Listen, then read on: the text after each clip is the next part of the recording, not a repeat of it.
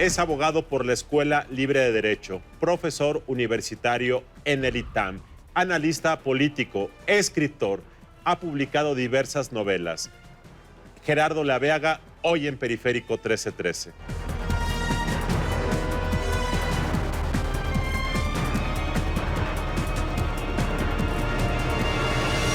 Gracias por acompañarnos, Gerardo. La primera pregunta de este magnífico libro que está en una reedición, fue publicado hace varios años, es el título. En esta época de lo políticamente correcto, muchas mujeres dirán, ¿y por qué solo hombres y no hombres y mujeres? Y lo cuento en la introducción, Luis Carlos. Gracias por la invitación, José Antonio. Lo cuento en la introducción porque son 53 hombres de gobierno que son los que más me han seducido a lo largo de la historia. En otro volumen hablaré de las mujeres de gobierno, pero en este hablo de aquellos hombres. Empiezo con Solón, legislador griego del siglo VI a.C., termino con Lee Kuan Yew, que murió el año pasado, todos están muertos ya. Son los hombres que más contribuciones han hecho a través de la política para mejorar sus respectivas sociedades, para fortalecerlas, para proyectarlas.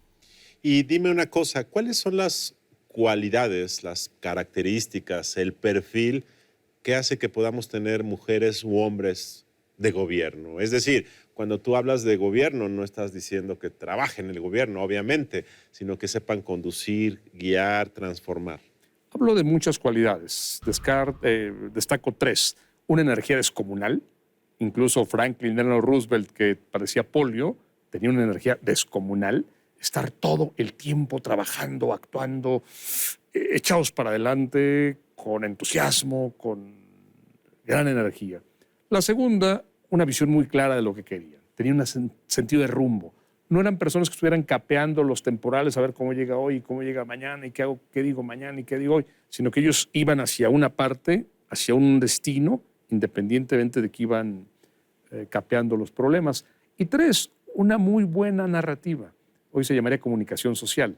Siempre se rodearon de personas que hablaban de ellos, que destacaban sus metas y que los presentaban como los solucionadores de esas dificultades. Tú seleccionaste 50 y tantos hombres de gobierno en un periodo histórico larguísimo. Sí, señor. Es decir, hay muchísimos otros gobernantes, que no hombres de gobierno, que no llegaron, de acuerdo con tus criterios, a acercarse siquiera a estos hombres de gobierno. Debo decir, José Antonio, que la selección es absolutamente arbitraria. ¿Por qué puse al primer ministro Gladstone y no puse a Harold Wilson? ¿O por qué puse a Hamilton y no puse a Lincoln? ¿O por qué puse a Trajano y no puse a Augusto? Es decir, podría haber habido muchos otros que también los considerarías como hombres de gobierno. Absolutamente. Pero en realidad lo que quiero decir es, no es la norma, sino la excepción ser estos hombres de gobierno. Sin duda es la excepción. Sin duda es la excepción. Ser político es relativamente fácil. Ser político, bueno, cualquiera puede ser político. Pero utilizar la política como herramienta para construir una comunidad, para dotarla de sentido, para transmitir esperanza, visión, repito, sentido en la comunidad, muy pocos lo han logrado. ¿Qué tanto influye el contexto para que surjan estos hombres de gobierno? ¿El contexto de crisis o los contextos de otro tipo son facilitadores? ¿O es el hombre de gobierno quien puede detonar la transformación por su pasión o su visión? Con toda la pasión, con toda la visión, con todo el talento. Si la circunstancia no es propicia, no se puede hacer nada. Este es un tema que trataba Carlyle en sus Héroes. Decía, el hombre de gobierno hace lo que le da la gana siempre.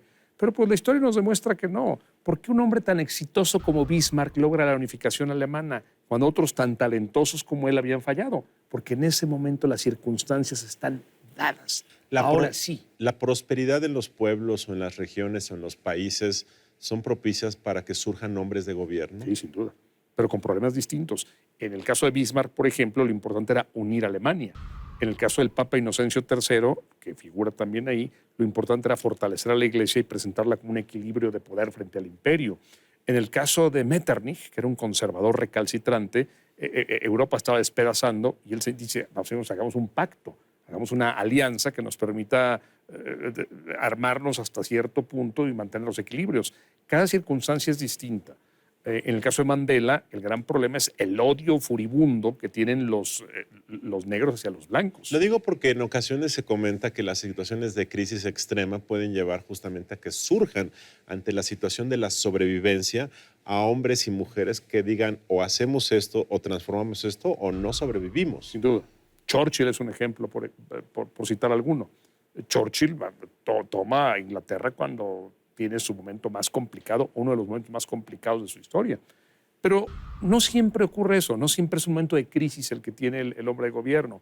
Hablaba hace un rato, por ejemplo, de Inocencio III. El Papa Inocencio III tiene una situación propicia y dice, es ahora cuando hay que fortalecer a la iglesia, justamente porque hay calma. Dice, si no aprovecho esta calma que hay, si no aprovecho que este emperador ya no funciona y que este no es un hombre competente y que aquí no hay guerra, nunca se va a hacer.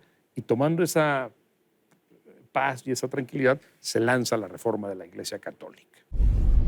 Los estudios de opinión pública señalan que las percepciones positivas sobre los liderazgos políticos van a la baja. No obstante, los líderes son figuras indispensables que toman decisiones clave sobre la vida de los ciudadanos. Los liderazgos políticos se conocen sobre todo en tiempos de crisis. De ahí la importancia de que en democracia conozcamos a profundidad a los líderes por los que votamos.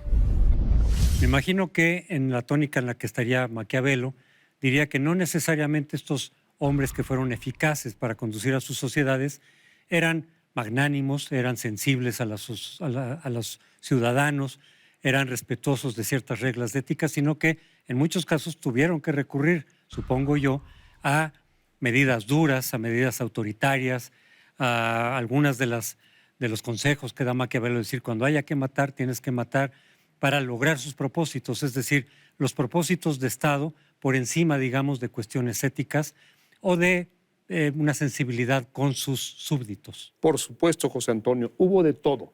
Hubo amables, gentiles, iracundos, benévolos, simpáticos, antipáticos, pero todos tuvieron rasgos en comunes. Esta energía, esta visión sobre todo, esta capacidad de rodearse de los narradores.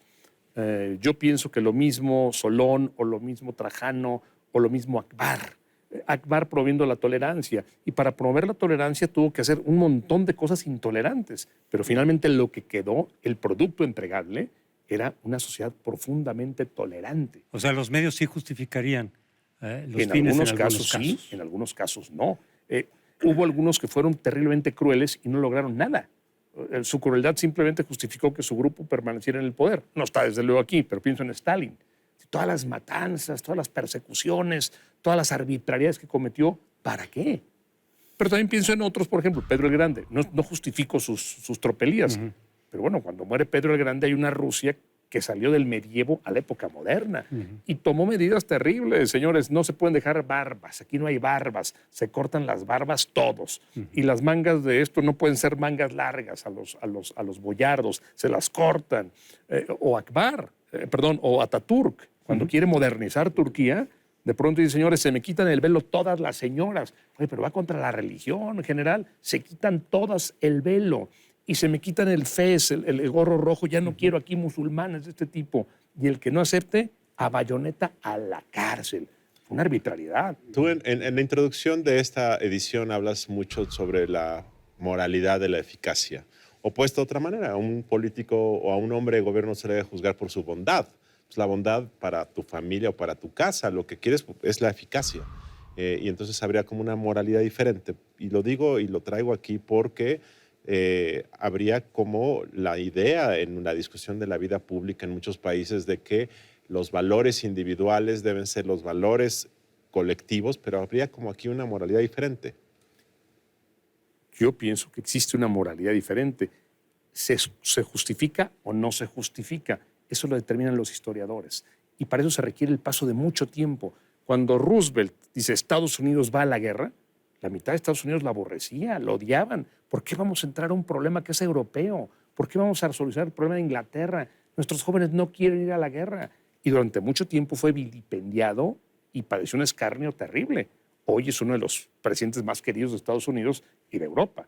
Y se le ve como un hombre que hizo un gran bien y que salvó a Estados Unidos de una debacle terrible. Cuando pensamos en Lincoln, por ejemplo, hoy se le ve como el que unió a Estados Unidos. Pero la verdad es que en ese momento su guerra costó 500,000 muertes. Y mucha gente se preguntaba, ¿no habría sido mejor que se separaran pacíficamente la Confederación y los Estados Unidos y que abajo siguieran siendo esclavistas y que arriba, si hubiera perdido Lincoln, no tengo la menor duda, si Lincoln hubiera perdido, hoy se consideraría uno de los más grandes pisoteadores de la democracia, de la autodeterminación de los pueblos, porque hizo todo para mantener unidos a dos países que no querían estar unidos. Al cabo de mucho tiempo, Lincoln es un héroe y uno va a Washington y lo encuentra sentado, la unión agradecida, y está en los billetes de $5, y es un presidente muy querido. Pero eso la historia lo determinó al paso de mucho tiempo. John F. Kennedy demostró su liderazgo político durante la llamada Crisis de los Misiles, en la que al lograr un acuerdo con la Unión Soviética evitó una guerra nuclear.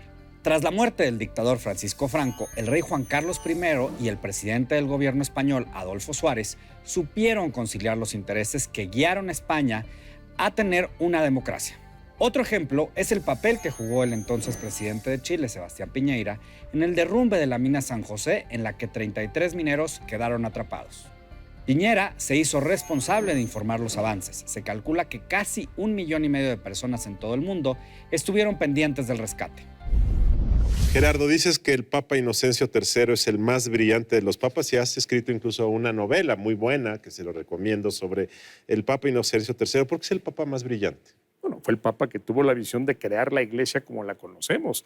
Lo que hizo se vale, no se vale. En su momento creó el gran contrapeso contra el imperio. El imperio era absoluto, era devastador. Y él dijo, hasta aquí llega. Y creó las dos grandes fuerzas de la Edad Media. El Papa Inocencio III inventó la confesión. ¿Con quién te acuestas? ¿Con quién haces negocios? ¿Qué opinas del Señor? ¿Cómo te cae el Señor? Nada más para mí, coméntenmelo. Solo yo lo voy a saber. El poder enorme que tuvo el Papa Inocencio III con el instrumento de la confesión, bueno, todavía sigue viéndose 750 años después. Fue el Papa que resolvió que el matrimonio era indisoluble. ¿Te quieres separar de tu mujer? Tienes que pedirme permiso.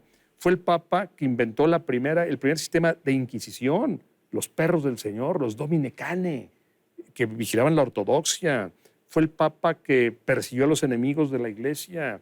Fue el Papa que inventó una gran cantidad de figuras, como la transubstanciación, la idea de que un sacerdote puede hacer a través de un movimiento que Jesús esté en la hostia. Es un genio político, bueno, pero una imaginación. Pero una a lo mejor no necesariamente visión. contribuye a tener una iglesia moderna ni una iglesia cercana a la humanidad. ¿Cuál fue su contribución? Equilibrar el imperio, evitar los abusos terribles que cometía el imperio. La Iglesia cometió otros tantos abusos, pero bueno, digamos que ya por lo menos había dos grandes fuerzas que se enfrentaron. ¿Qué opinas del Papa Francisco en esta cuestión que tú te has metido a estudiar de la Iglesia y de los hombres de gobierno en la Iglesia católica? Es muy diferente. El último Papa que fue gobernante como tal fue Pío IX.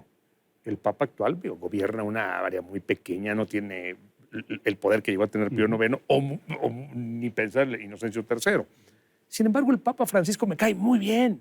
Me parece que ha sido un Papa muy valiente, me parece que ha sido un Papa... Yo no soy católico en lo absoluto, y veo las críticas que le hacen al Papa. Es que este señor Ramón nos trae esperanza, es todo lo que trae, no trae nada más. En materia de gobierno, y los que hemos estudiado el tema de gobierno, sabemos que la esperanza es fundamental. Una comunidad sin esperanza no hace nada.